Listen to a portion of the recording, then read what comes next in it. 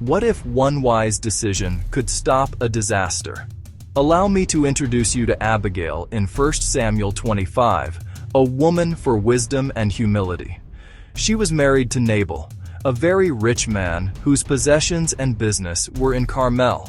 Abigail was a woman of good understanding and beautiful, but the man was rough and evil in his doings. He was a Calebite. After the burial of prophet Samuel, David arose and went to the wilderness of Paran. While he was there, he heard that Nabal was shearing his sheep in Carmel. So he sent out 10 young men to Nabal, asking for help with whatever he could give to them, as Nabal's shepherds were with them, and they did no harm to them, and they missed nothing all the time they were in Carmel.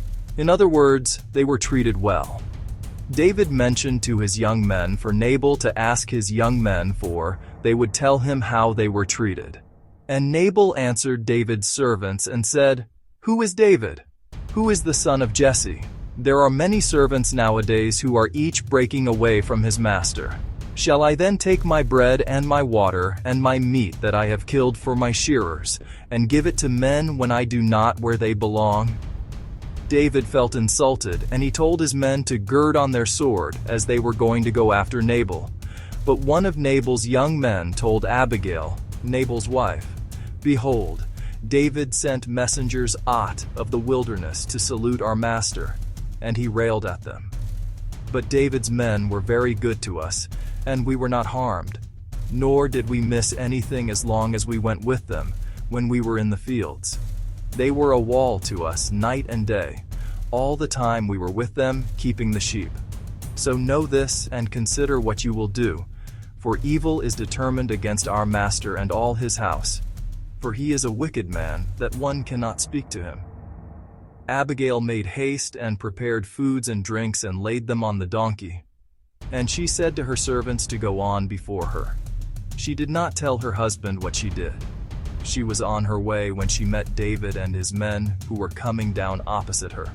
She got off the donkey and fell before David on her face and obeisance. "Upon me alone let this guilt be, my lord. And let your handmaid, I pray you, speak in your presence and hear the words of your handmaid." She pleaded David not to harm her family.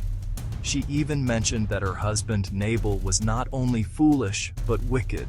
She went on blessing David. Psalm 141 says, "Set a guard over my mouth, Lord. Keep watch over the door of my lips."